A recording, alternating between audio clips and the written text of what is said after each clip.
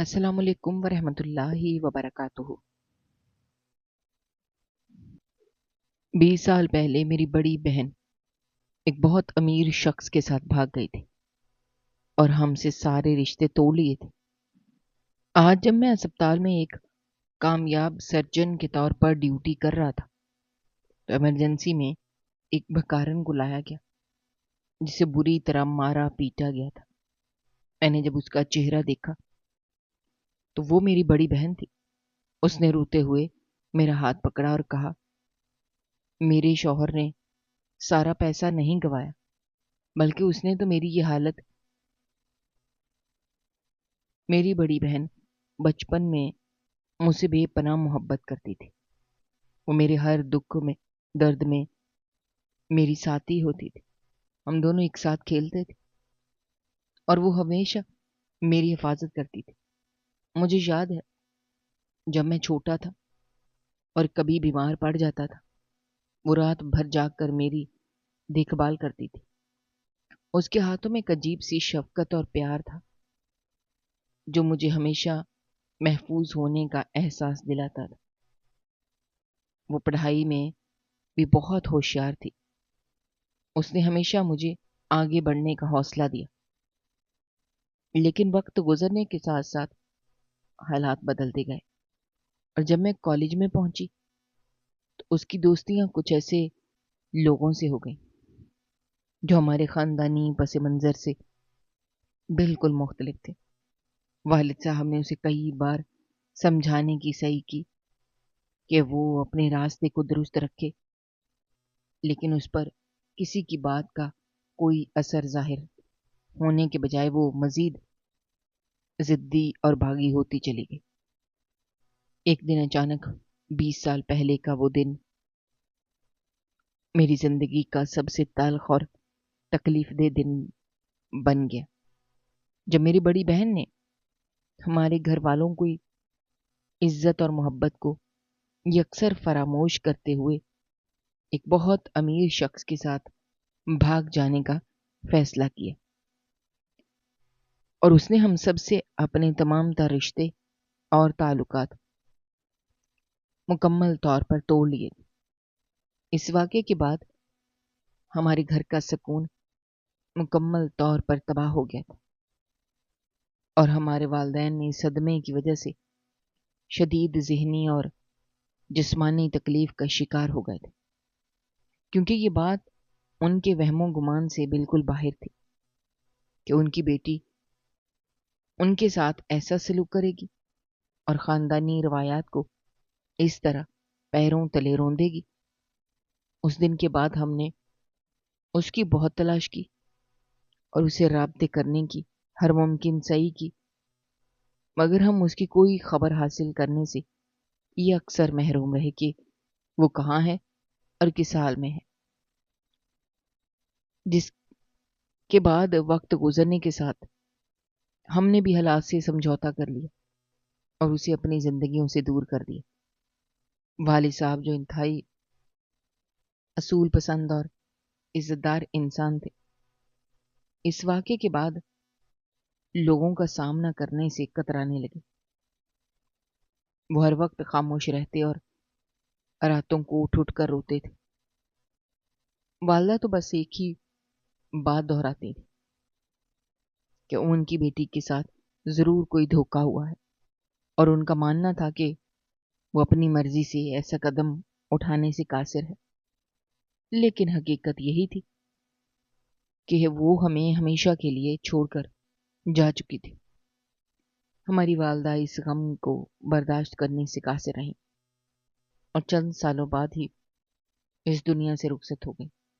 جس کے بعد والد صاحب بھی شدید بیمار رہنے لگے اور وہ بھی بستر مرگ تک پہنچ گئے۔ ان تمام حالات اور خاندانی المیہ نے میرے ذہن پر بہت گہرا اثر ڈالا، اور میں نے اسی وقت یہ فیصلہ کر لیا تھا کہ میں اپنی زندگی میں ایسا کچھ کروں گا جس سے میرے والدین کا سر دوبارہ فخر سے بلند ہو سکے اور وہ اس خاندانی دکھ کو بھول سکے۔ لہذا میں نے اپنی تمام تر توجہ صرف اور صرف اپنی تعلیم پر مرکوز کر دی، دن رات ایک کر کے پڑھائی شروع کر دی۔ میں نے ابتدائی تعلیم میں شاندار کامیابی حاصل کرنے کے بعد میڈیکل کالج میں داخلہ لی اور وہاں بھی اپنی سخت محنت کا سلسلہ جاری رکھا، کیونکہ میرا واحد مقصد ایک بہترین ڈاکٹر بننا تھا، تاکہ میں دکھی انسانیت کی خدمت کر سکوں اور اپنے خاندانی وقار کو دوبارہ بحال کر سکوں۔ میڈیکل کالج کا پہلا سال انتہائی مشکل تھا۔ مجھے ہر روز کئی گھنٹے لیب میں گزارنے پڑتے تھے، جہاں انسانی جسم کی ساخت کو سمجھنا پڑتا تھا۔ موٹی موٹی کتابیں پڑھتے ہوئے اکثر میری آنکھیں تھک کر بند ہو جاتی تھیں، لیکن پھر مجھے اپنے بوڑھے اور بیمار والدین کا چہرہ یاد آ جاتا اور میں دوبارہ کتاب کھول کر بیٹھ جاتا تھا۔ اسپتال کے وارڈز میں ابتدائی ڈیوٹی کے دوران میں نے بہت سے غریب اور بے بس مریضوں کو تڑپتے دیکھا۔ میرے دل میں یہ احساس مزید پختہ ہو گیا کہ مجھے ان لوگوں کے لیے مسیحا بننا ہے۔ میڈیکل کی تعلیم کے دوران مجھے کئی کٹھن مراحل کا سامنا کرنا پڑا۔ کتابوں کے انبار اور مسلسل امتحانات نے میرے وقت کا بڑا حصہ لے لیا تھا۔ میں رات گئے تک جاگ کر مختلف بیماریوں اور انسانی جسم کے پیچیدہ نظام کو سمجھنے کی کوشش کرتا۔ میرے دوست اور ساتھی اکثر تفریح کے لیے جاتے، مگر میں نے اپنے مقصد کو ہمیشہ مقدم رکھا اور ہر قسم کی غیر ضروری سرگرمیوں سے دور رہا۔ مسلسل کئی گھنٹوں کی پڑھائی اور اسپتالوں کی ڈیوٹی نے مجھے جسمانی اور ذہنی طور پر تھکا دیا تھا، لیکن میں نے ہر حال میں اپنی ہمت برقرار رکھی اور آخر کار میں نے سرجری کے شعبے میں مہارت حاصل کر لی اور ملک کے ایک انتہائی مشہور اور بڑے سرکاری اسپتال میں ایک کامیاب سرجن کے طور پر اپنی خدمات انجام دینا شروع کر دی۔ ایک کامیاب سرجن بننے کے بعد میری زندگی کا زیادہ تر وقت اسپتال کے آپریشن تھیٹر اور ایمرجنسی وارڈ میں گزرنے لگا، جہاں میں روزانہ کئی مریضوں کا علاج کرتا، ان کی زندگیاں بچانے کی صحیح کرتا تھا۔ سرجری کا شعبہ انتہائی توجہ اور باریک بینی کا متقاضی ہوتا ہے، جہاں ایک چھوٹی سی غلطی بھی مریض کی جان کے لیے خطرہ بن سکتی ہے۔ اس لیے میں ہمیشہ مکمل یکسوئی کے ساتھ اپنا کام کرتا تھا۔ آج بھی اسپتال میں میری ڈیوٹی کا ایک بالکل عام اور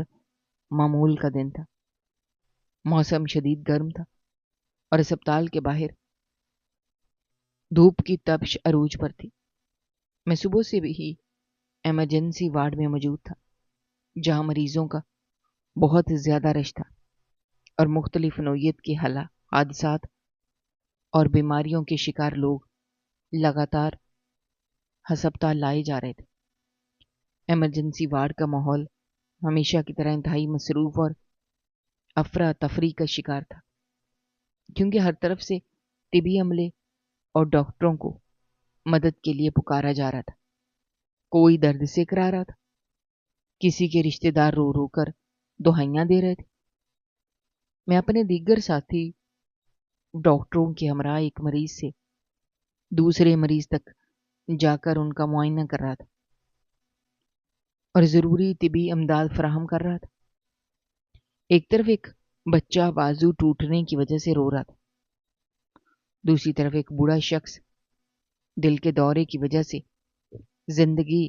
موت کی کشمکش میں مبتلا تھا۔ میں نے دونوں کو باری باری دیکھا اور ان کا علاج شروع کروا دیا۔ دوپہر کا وقت گزر چکا تھا۔ میں مسلسل کئی گھنٹے کھڑے رہنے اور کام کرنے کے بعد سوچا کہ کچھ دیر کے لیے اپنے کمرے میں جا کر آرام کر لوں۔ میں نے اپنی فائل کاؤنٹر پر رکھی اور وارڈ کے دروازے کی طرف قدم بڑھائے ہی تھے کہ اسپتال کے بیرونی دروازے پر ایک ایمبولینس کے سائرن کی تیز آواز سنائی دی۔ یہ آواز سنتے ہی میرے قدم رک گئے۔ میں نے مڑ کر دیکھا، چند لمحوں بعد طبی امدادی ادارے کاملہ اور کچھ اسپتال کے ملازمین ایک سٹریچر کو انتہائی تیزی سے دھکیلتے ہوئے ایمرجنسی وارڈ کے اندر لے آئے۔ انہوں نے بلند آواز میں ڈیوٹی پر موجود ڈاکٹروں کو مدد کے لیے پکارا۔ میں نے اپنا آرام کیا اور ارادہ ترک کیا اور تیزی سے اس سٹریچر کی طرف بڑھا تو میں نے دیکھا کہ اس پر ایک عورت بے ہوشی کی حالت میں لیٹی ہوئی، جس کی حالت دیکھ کر یہ اندازہ لگانا بہت آسان تھا کہ وہ ایک خاص اور پیچیدہ حالت کی مریضہ ہے، اور بظاہر ایک لوارث بکارن معلوم ہو رہی تھی، جس کے کپڑے جگہ جگہ سے پھٹے ہوئے اور پرانے تھے۔ ان پر مٹی کے ساتھ ساتھ خون کے دھبے بھی موجود تھے۔ اس عورت کے جسم کا سرسری معائنہ کرنے سے ہی یہ بات بالکل واضح ہو رہی تھی کہ وہ کسی عام سڑک کے حادثے کے بجائے کسی ہولناک تشدد کا شکار ہوئی ہے۔ اس کا چہرہ دھول اور خون میں لت پت تھا، بال بکھرے ہوئے تھے۔ ریسکیو اہلکاروں نے مجھے تفصیل بتاتے ہوئے کہا کہ یہ عورت انہیں شہر کے مضافاتی علاقے میں سڑک کنارے ایک کچرے کے ڈھیر کے قریب سے ملی ہے، جہاں اسے کوئی اس بری حالت میں پھینک کر چلا گیا تھا، اور اس کے پاس شناخت کی تمام چیزیں غائب تھیں جس سے اس کی پہچان ہو سکے یا اس کے گھر والوں سے رابطہ کیا جا سکے۔ میں نے اس کی تشویشناک حالت کو دیکھتے ہوئے فوراً عملے کو ہدایت دینا شروع کی تاکہ اس کے زخموں سے بہنے والے خون کو روکا جا سکے اور اسے ابتدائی طبی امداد فراہم کی جا سکے، کیونکہ اس کی جان بچانا اس وقت ہماری سب سے پہلی ترجیح تھی۔ اس کے جسم کے مختلف حصوں پر گہرے زخموں اور چوٹوں کے نشانات موجود تھے، اور وہ درد اور تکلیف کی شدت سے مکمل طور پر بے سدھ ہو چکی تھی۔ اس کی سانسیں انتہائی بے ترتیب اور کمزور تھیں۔ میں نے طبی عملے کو فوری طور پر اس کا بلڈ پریشر اور نبض چیک کرنے کا کہا، ساتھ ہی ڈرپ لگانے کی ہدایت کی تاکہ اس کے جسم میں پانی اور خون کی کمی کو پورا کیا جا سکے۔ اس کی نبض ڈوب رہی تھی، بلڈ پریشر گر چکا تھا۔ میں نے عملے کو ہدایت کی کہ وہ فوری طور پر سٹریچر کو ٹراما روم میں منتقل کریں تاکہ ہم تفصیلی معائنہ کر سکیں۔ ٹراما روم میں پہنچنے کے بعد ہم نے سب سے پہلے اس کے سر پر لگی ہوئی گہری چوٹ کا جائزہ لیا، جہاں سے مسلسل خون رس رہا تھا۔ میں نے ایک ملازمہ کو فوری طور پر پٹیاں لانے کا کہا تاکہ خون کو بہنے سے روکا جا سکے۔ ہم نے اس کے سر کے زخم کو جراثیم کش ادویات سے صاف کیا، اس پر مرہم لگا کر پٹی باندھی۔ اس کے علاوہ اس کے بازوؤں اور ٹانگوں پر بھی نیل پڑے ہوئے تھے، جو اس بات کا واضح ثبوت تھے کہ اس پر کسی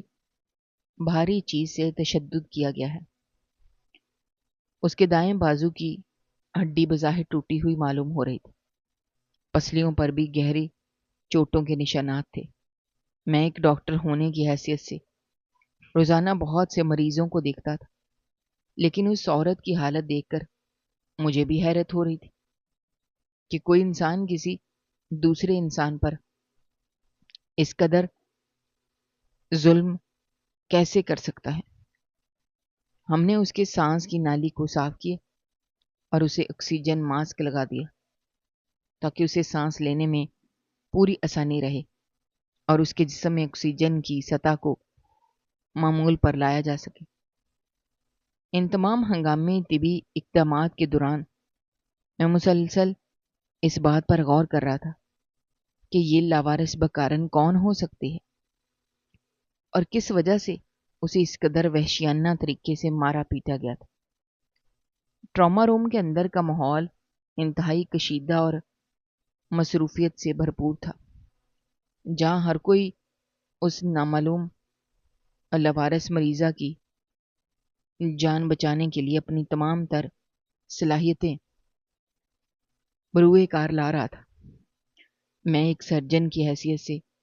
اپنے فرائض سر انجام دیتے ہوئے اس کی حالت کو مستحکم کرنے کی ہر ممکن صحیح کر رہا تھا، کیونکہ اس کے جسم سے بہت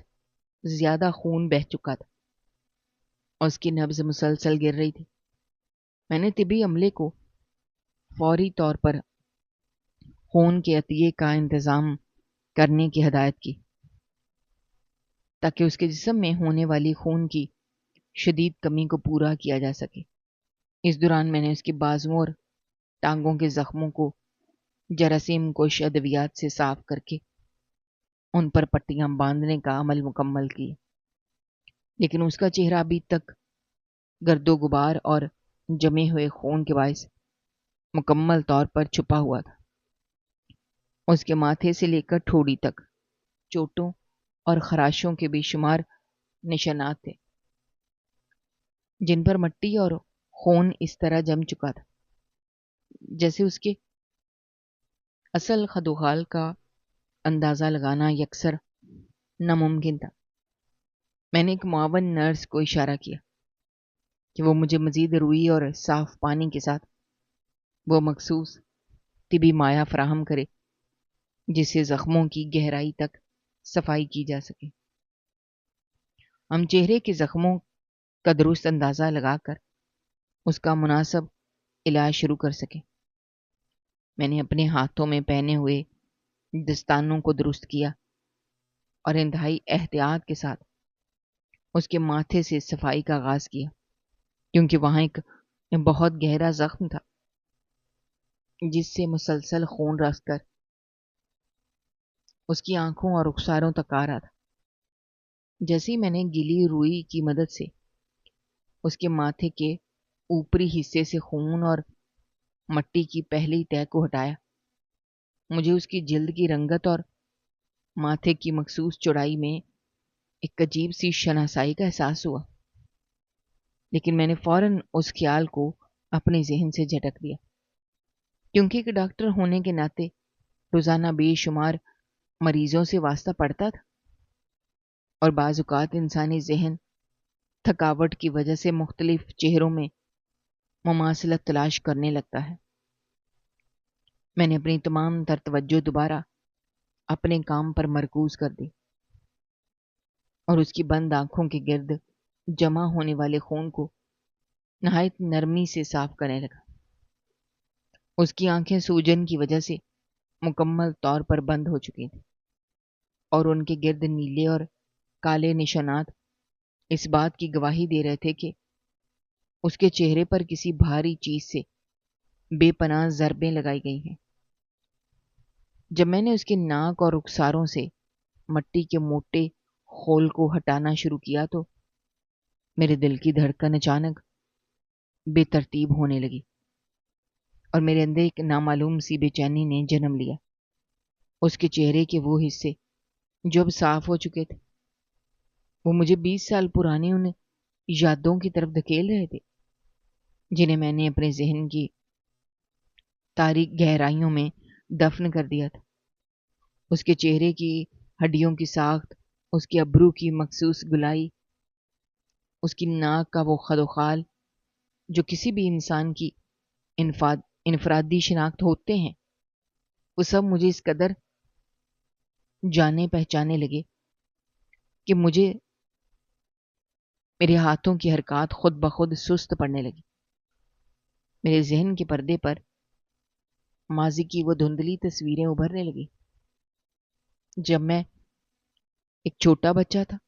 اور میرے گھر میں ایک ہنستا کھیلتا چہرہ ہوا کرتا تھا جو بالکل اسی طرح کے خد و خال کا مالک تھا۔ میں نے گہرا سانس لیا اور خود کو تسلی دی کہ یہ محض میرا وہم ہو سکتا ہے، کیونکہ وہ تو ایک بہت امیر اور بااثر شخص کے ساتھ اپنی ایک نئی اور خوشحال دنیا بسانے کے لیے ہمیں چھوڑ کر چلی گئی تھی۔ تو بھلا وہ اس خستہ حالی میں سڑک کنارے ایک کچرے کے ڈھیر کے پاس ایک لاوارث بکارن کی صورت میں کیسے مل سکتی ہے؟ یہ سوچ کر میں نے دوبارہ صفائی کا عمل شروع کیا. اس کے ہونٹوں اور ٹھوڑی کے اطراف سے جمے ہوئے خون کو ہٹایا، لیکن اس بار جیسے ہی اس کا چہرہ مزید واضح ہوا، میرے ذہن میں اٹھنے والے طوفان مزید شدت اختیار کر گیا. مجھے یاد آیا کہ میری بڑی بہن کے ماتھے کے دائیں طرف بالوں کی لکیر کے بالکل ایک چھوٹا سا پیدائشی نشان ہوا کرتا تھا، جو اس کی شناخت کا بہت نمایاں حصہ تھا. جب وہ ہنستی تھی تو وہ نشان مزید واضح ہو جاتا تھا. میرے ہاتھ بے اختیار لرزنے لگے. میں نے کانپتی انگلیوں کے ساتھ روئی کا ایک نیا ٹکڑا لیا اور اس کے ماتھے کے اس مخصوص حصے سے جمے ہوئے خون اور مٹی کو صاف کیا، جس کے بعد وہاں جو کچھ ظاہر ہوا اسے دیکھ کر میرے قدموں تلے سے زمین کھسک گئی اور مجھے محسوس ہوا جیسے میرے ارد گرد موجود ہر چیز بڑی تیزی سے گھومنے لگی ہے. وہاں بالکل وہی پیدائشی نشان موجود تھا جس کے ساتھ میں نے اپنا پورا بچپن گزارا تھا. میرے دماغ پر ایک سکتہ سا طاری ہو گیا. میرے کانوں میں مختلف آوازیں گونجنے لگی. میں نے بے ساختہ اپنے چہرے سے سرجیکل ماسک نیچے کھینچ لیا تاکہ میں ٹھیک سے سانس لے سکوں، کیونکہ مجھے یوں لگ رہا تھا جیسے اس کمرے میں آکسیجن ختم ہو گئی ہے. میں نے ایک قدم پیچھے ہٹ کر اس عورت کے مکمل طور پر صاف ہونے والے چہرے کو دیکھا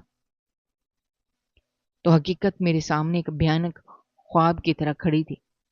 وہ تمام مماثلتیں، وہ خدوخال، وہ پیدائشی نشان اور وہ بند آنکھیں، سب کچھ مل کر ایک ہی المناک سچائی کی طرف اشارہ کر رہے تھے کہ وہ کوئی اور نہیں بلکہ وہی ذات تھی جس نے 20 سال پہلے ہمارے خاندانی وقار کو خاک میں ملا کر ہم سے اپنے تمام ناطے توڑ لیے تھے، اور جس کے غم میں میرے والدین سسک سسک کر اس دنیا سے رخصت ہو گئے تھے. میرا ذہن اس حقیقت کو تسلیم کرنے سے انکاری تھا کہ وہ لڑکی جو کبھی اپنے ریشمی پہناووں اور اپنے بے پناہ خوبصورتی پر فخر کیا کرتی تھی، اور جس نے دولت اور عیش و آرام کی خاطر اپنے خونی رشتوں کو ٹھکرا دیا تھا، آج وہ اس قدر بے یار و مددگار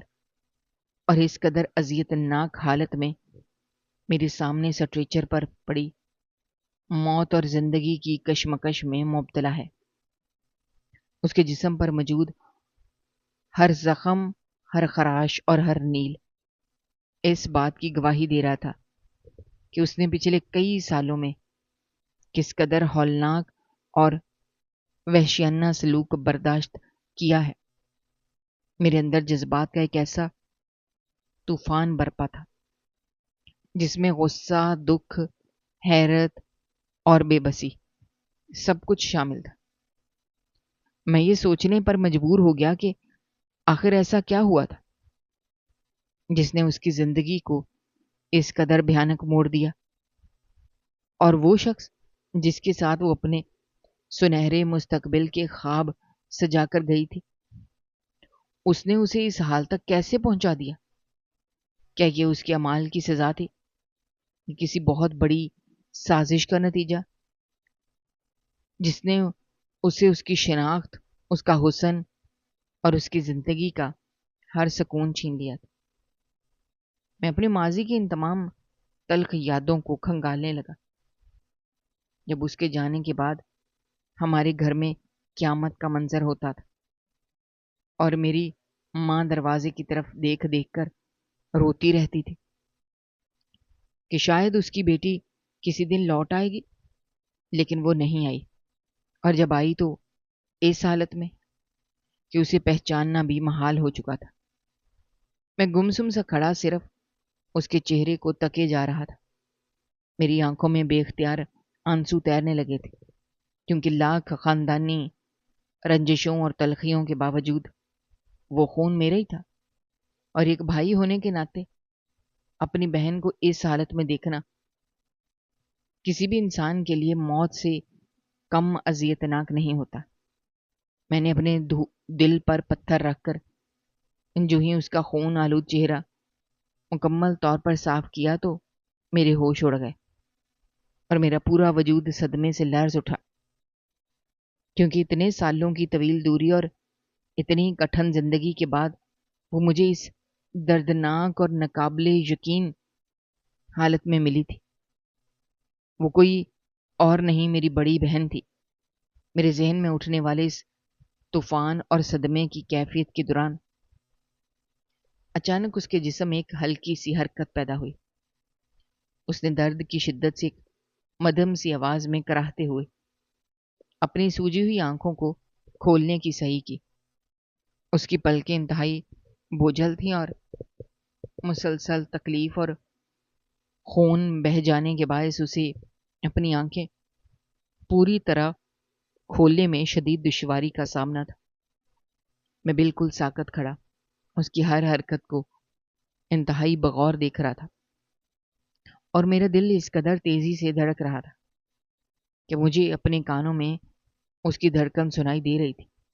میں سوچ رہا تھا کہ جب وہ مکمل طور پر ہوش میں آئے گی اس کا رد عمل کیا ہوگا؟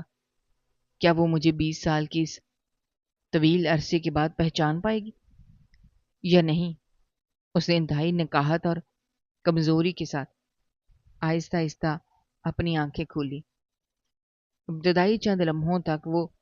مکمل طور پر مدہوشی اور غنودگی کے زیر اثر ارد گرد کے ماحول کو سمجھنے سے بالکل قاصر رہی۔ ٹراما روم کی تیز روشنیاں اس کی آنکھوں کو خیرہ کر رہی تھیں، جس کی وجہ سے اس نے تکلیف کے احساس سے دوبارہ آنکھیں بند کر لیں، لیکن پھر ایک گہری اور کپکپاتی سانس لے کر اس نے اپنی تمام تر بچی کھچی طاقت کو ایک بار پھر مجتمع کیا اور آنکھیں کھول کر اپنے بالکل سامنے کھڑے میرے چہرے کی طرف دیکھا۔ میرے چہرے سے سرجیکل ماسک پہلے ہی نیچے سرک چکا تھا۔ میری خد و خال اس کے سامنے بالکل واضح تھے۔ اس کی بے نور اور سوجی ہوئی آنکھوں میں جیسے ہی میری شکل منعکس ہوئی، اس کی پتلیوں میں ایک عجیب سی چمک اور حیرت کے تاثرات بڑی تیزی سے ابھرنے لگے۔ وہ مجھے مسلسل اور بغیر پلک جھپکائے دیکھے جا رہی تھی، جیسے وہ اپنے ذہن کے کسی تاریک گوشے میں محفوظ 20 سال پرانی یادوں کو تیزی سے کھنگال رہی ہو، اور میرے آج کے چہرے کو اس چھوٹے بھائی کے چہرے کے ساتھ ملانے کی صحیح کر رہی ہو، جسے وہ ایک عرصہ قبل روتا اور بلکتا ہوا چھوڑ کر اپنے نام نہاد سنہرے مستقبل کی طرف چلی گئی تھی۔ چند ہی سیکنڈ گزرنے کے بعد میں نے اس کی آنکھوں میں پہچان کی وہ واضح سائے دیکھے جو اس بات کی پختہ گواہی دے رہے تھے کہ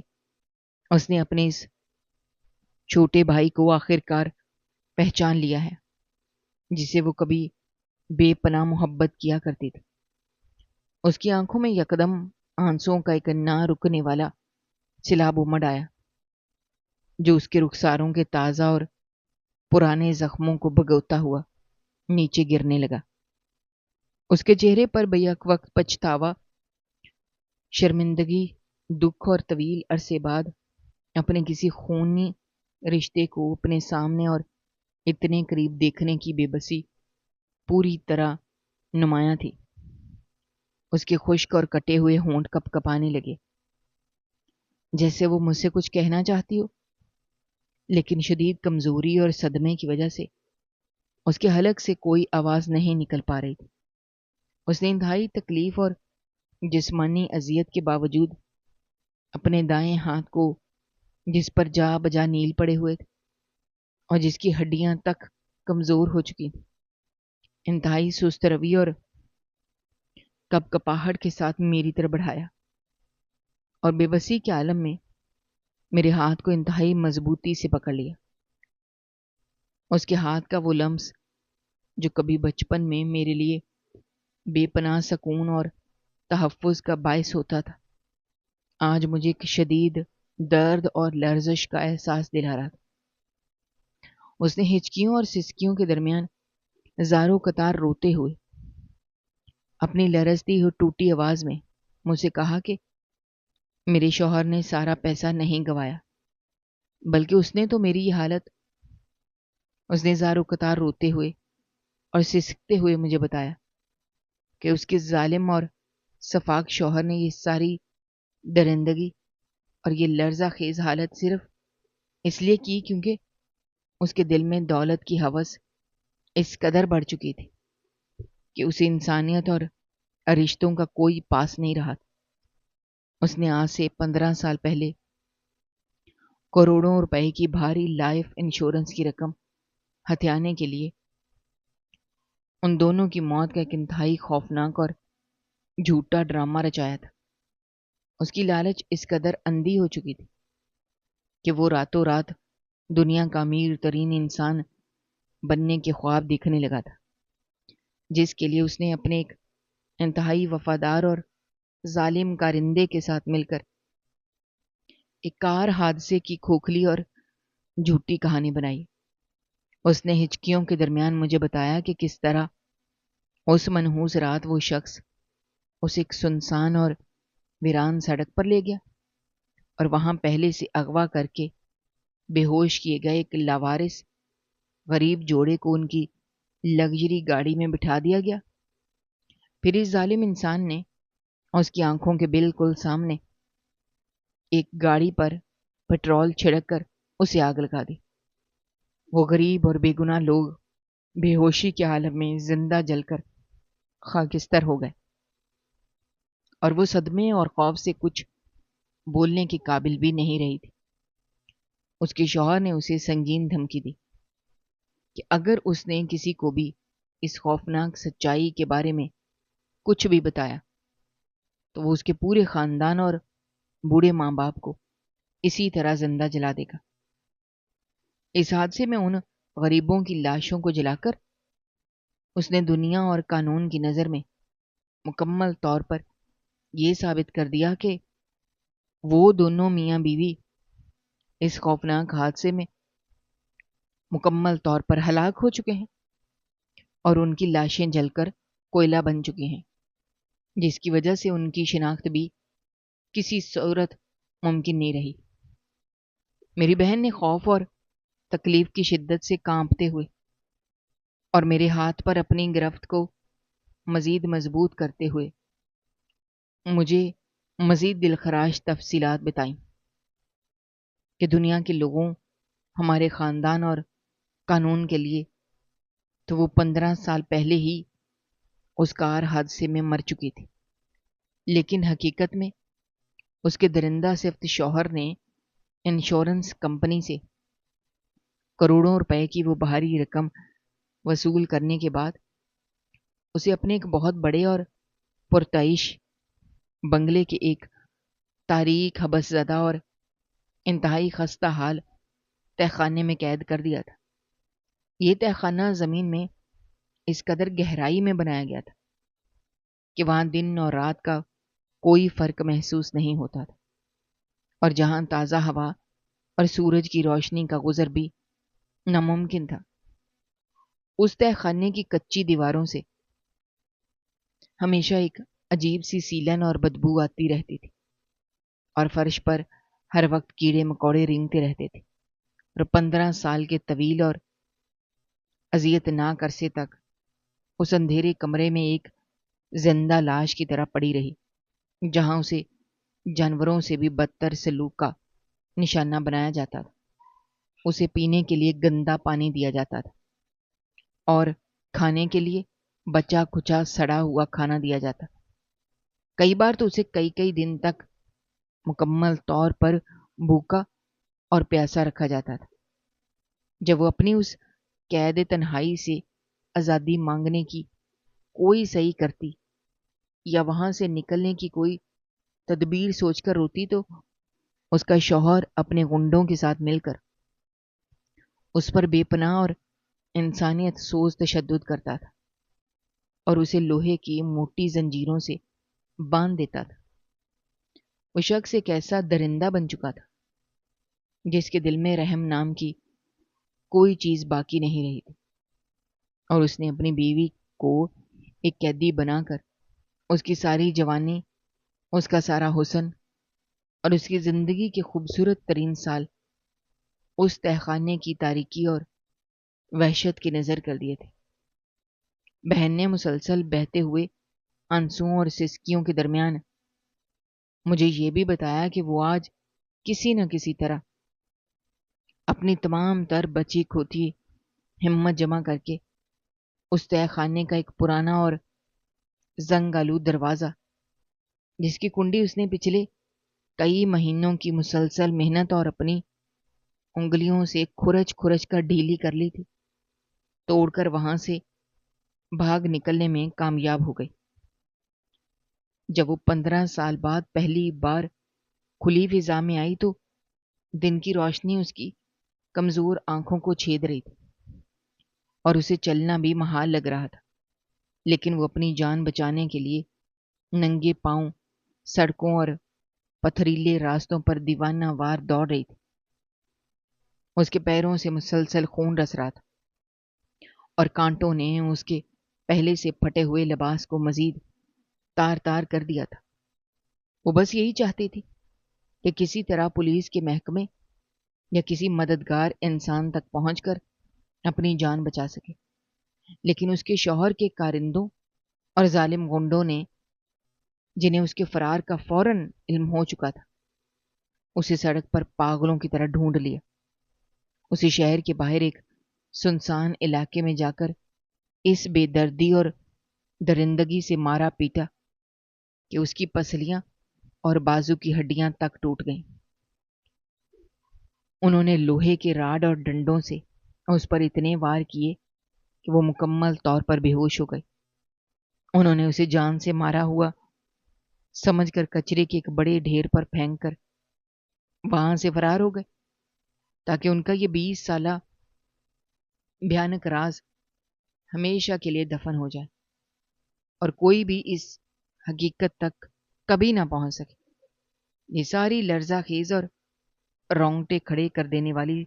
سچائی سن کر میرے قدموں تلے سے زمین کھسک گئی۔ میرے اندر غصے اور انتقام کا ایک ایسا طوفان برپا ہوا جسے قابو کرنا میرے لیے یکسر ناممکن ہو رہا تھا۔ میرے دل و دماغ میں اپنے بوڑھے اور شفیق والدین کے وہ آنسو اور ان کی آہیں گونجنے لگی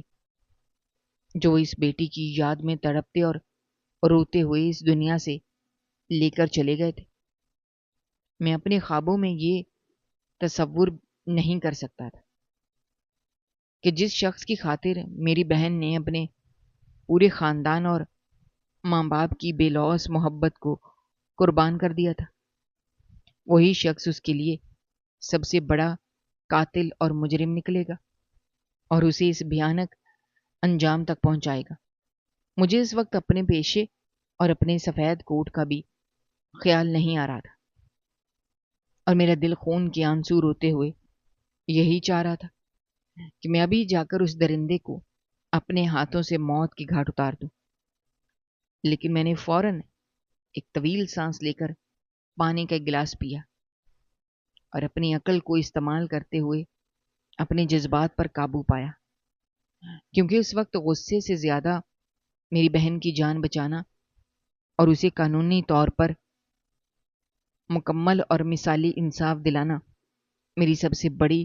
اور اولین ترجیح تھی۔ میں نے اس کے سر پر پیار سے ہاتھ پھیرا، اس کے الجھے بالوں کو سنوارا اور اسے مکمل تسلی دی کہ وہ اب بالکل محفوظ ہاتھوں میں ہے اور دنیا کا کوئی بھی درندہ اب اس تک نہیں پہنچ سکتا۔ میں نے فوری طور پر اسپتال کے اعلیٰ انتظامی افسران اور پولیس کے اعلیٰ حکام کو ہنگامی بنیادوں پر اسپتال طلب کر لیا اور ایمرجنسی وارڈ کے اس مخصوص حصے کو بیرونی لوگوں اور عام مریضوں کے لیے مکمل طور پر بند کر دیا تھا، تاکہ کوئی بھی غیر متعلقہ شخص یا اس کے شوہر کا کوئی بھیانک کرندہ وہاں کسی بھی صورت نہ آ سکے۔ میں نے خود اپنی ذاتی اور سخت نگرانی میں اس کی تمام ضروری طبی ٹیسٹ مکمل کیے، جس میں ایکس رے، الٹرا ساؤنڈ اور دیگر پیچیدہ معائنے شامل تھے، اور اس کے جسم پر موجود پرانے اور نئے تشدد کے ہر نشان کی تفصیلی اور جامع میڈیکل رپورٹ تیار کی، جس میں ہر ایک زخم کی نوعیت، اس کی گہرائی اور اسے جسم کو پہنچنے والے شدید نقصان کو مکمل طور پر واضح کیا۔ اس کے ساتھ ہی میں نے اس کا اور اپنا خون کا نمونہ لے کر ڈی این اے ٹیسٹ کے لیے ایک انتہائی مستند اور سرکاری لیبارٹری بھجوا دیا۔ لیبارٹری کے انچارج کو سخت تاکید کی کہ اس کا نتیجہ ہنگامی بنیادوں پر آج ہی تیار کیا جائے، تاکہ قانونی طور پر عدالت میں بغیر کسی شک و شبہ کے یہ ثابت کیا جا سکے کہ یہ عورت میری سگی بڑی بہن ہے، اور وہ 15 سال پہلے کار حادثے میں مرنے والی عورت ہرگز نہیں ہے۔ چند ہی منٹوں میں پولیس کی بھاری نفری اور اعلیٰ تفتیشی افسران اپنے تمام تر ساز و سامان کے ساتھ اسپتال پہنچ گئے، جنہیں میں نے فوراً اپنے دفتر میں بٹھا کر وہ تمام رونگٹے کھڑے کر دینے والی داستان حرف بحرف سنائی، اور ساتھ ہی 15 سال پرانے اس نام نہاد حادثے کی تمام باریک تفصیلات اور پرانے اخبارات کی خبروں کا حوالہ دیا، جن میں ان کی موت کی جھوٹی تصدیق کی گئی تھی۔ میں نے انہیں پوری تفصیل سے آگاہ کیا کہ کس طرح اس شخص نے ان قانون کی آنکھوں میں دھول جھونک کر ریاستی اداروں کو مکمل طور پر دھوکہ دے کر انشورنس کمپنیوں سے کروڑوں روپے کا سنگین فراڈ کیا، اور 2 بے گناہ انسانوں کو جلا کر مارنے کے بعد ایک زندہ انسان کو 15 سال تک اپنے گھر کے تہہ خانے میں قید رکھ کر اس پر انسانیت سوز مظالم ڈھائے۔ میں نے پولیس افسران پر واضح کیا کہ یہ صرف ایک گھریلو تشدد کا معمولی معاملہ نہیں ہے، بلکہ یہ ایک سوچی سمجھی سازش اور ریاست کے خلاف ایک بہت بڑا ناقابل معافی جرم ہے۔ پولیس افسران بھی یہ ساری دردناک کہانی اور ثبوتوں کی تفصیل سن کر مکمل طور پر دنگ رہ گئے۔ انہوں نے واقعے کی سنگینی کو محسوس کرتے ہوئے فوری طور پر کارروائی کا آغاز کیا۔ میں نے اپنی بہن کا باقاعدہ اور مفصل بیان مجسٹریٹ اور پولیس افسران کے سامنے ریکارڈ کروایا، جس میں اس نے اپنے شوہر کے تمام کالے کرتوتوں اور اس کے فراڈ، 2 لوگوں کے قتل اور اپنے اوپر ہونے والے مسلسل تشدد کی ایک ایک تفصیل بغیر کسی خوف کے بیان کی۔ پولیس نے میرے فراہم کردہ ابتدائی ثبوتوں اور میری تیار کردہ تفصیلی میڈیکل رپورٹ کی روشنی میں فوری طور پر ایک خصوصی چھاپہ مار ٹیم تشکیل دی، جس میں درجنوں مسلح اہلکار اور ماہر تفتیشی افسران شامل تھے، اور پورے لاؤ لشکر کے ساتھ رات کے اندھیرے میں اس ظالم شخص کے عالی شان اور پرتعیش بنگلے پر دھاوا بول دیا۔ پولیس کی درجنوں گاڑیوں کے سائرن کی تیز آوازوں نے اس پوش علاقے میں ایک تہلکہ مچا دیا، اور جب پولیس نے اس کے بنگلے کا بھاری اور قیمتی دروازہ توڑ کر اندر داخل ہوئی تو وہ شخص اس وقت اپنے پرتعیش ڈرائنگ روم میں انتہائی سکون سے نرم صوفے پر بیٹھا مہنگی شراب پی رہا تھا، اور اس بات سے مکمل طور پر بے خبر تھا کہ اس کا 20 سال پرانا اور بھیانک راز اب پوری طرح فاش ہو چکا ہے، اور اس کی موت اور تباہی کا کھیل ہمیشہ کے لیے ختم ہونے والا ہے۔ پولیس نے اس موقع پر بغیر کسی مزاحمت کے اسے گرفتار کر لیا۔ اس نے ابتدا میں پولیس پر اپنا رعب جمانے اور انہیں بھاری رشوت دینے کی بھی صحیح کی، لیکن پولیس افسران نے اس کی ایک نہ سنی اور اسے گریبان سے پکڑ کر زمین پر گرا دیا اور اس کے بنگلے کی تفصیلی تلاشی کا عمل شروع کر دیا۔ اس تلاشی کے دوران پولیس نے وہ تاریک اور خوفناک تہہ خانہ بھی برآمد کر لیا جہاں میری بہن کو 15 سال کے طویل عرصے تک قید تنہائی میں رکھا گیا تھا۔ اس تہہ خانے کی لرزہ خیز حالت دیکھ کر خود تفتیشی افسران بھی پولیس والوں کے رونگٹے کھڑے ہو گئے اور ان کے مضبوط دل بھی دہل گئے۔ وہاں دیواروں پر لگی لوہے کی موٹی زنجیریں، فرش پر موجود سوکھے خون کے دبے، بکھرے ہوئے گندے برتن، دیواروں پر میری بہن کے ناخنوں سے کھرچے اور بے بسی کے نشانات اور حبس زدہ تعفن بھرا ماحول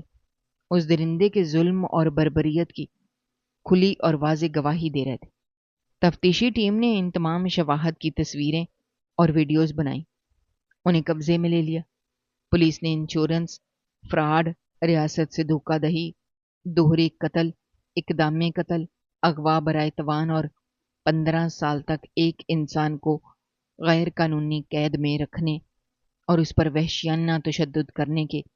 تمام سنگین ترین اور ناقابل ضمانت جرائم کے تحت اس پر مقدمہ درج کر لیا اور اسے کڑی ہتکڑیاں پہنا کر تھانے کی حوالات کی تاریخ سلاخوں کے پیچھے دھکیل دیا۔ اس کی ساری ناجائز دولت، اس کا عالیشان بنگلہ اور تمام ملکی اور غیر ملکی اکاؤنٹ فوری طور پر بحق سرکار ضبط کر لیا گیا۔ اس کی نشاندہی اور موبائل فون کے ریکارڈ پر اس کے وہ تمام کرندے اور غنڈے بھی راتوں رات گرفتار کر لیے گئے جنہوں نے میری بہن پر تشدد کیا تھا اور اسے کچرے کے ڈھیر پر پھینکا تھا۔ ان سب کو بھی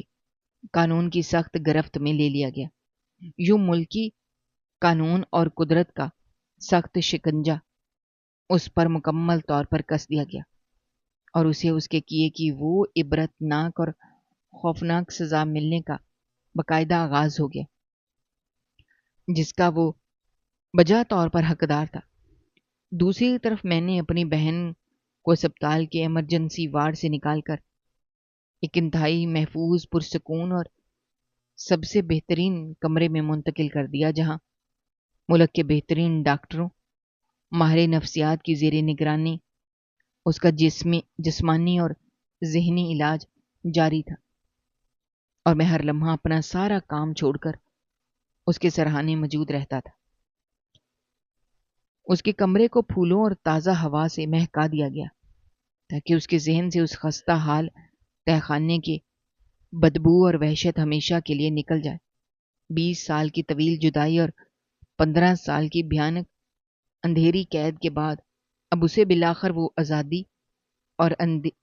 تحفظ اور وہ سکون مل چکا تھا جس کے لیے وہ ایک عرصے سے ترستی رہی تھی۔ گو کہ ہمارے شفیق اور محبت کرنے والے والدین اب اس دنیا میں نہیں رہے تھے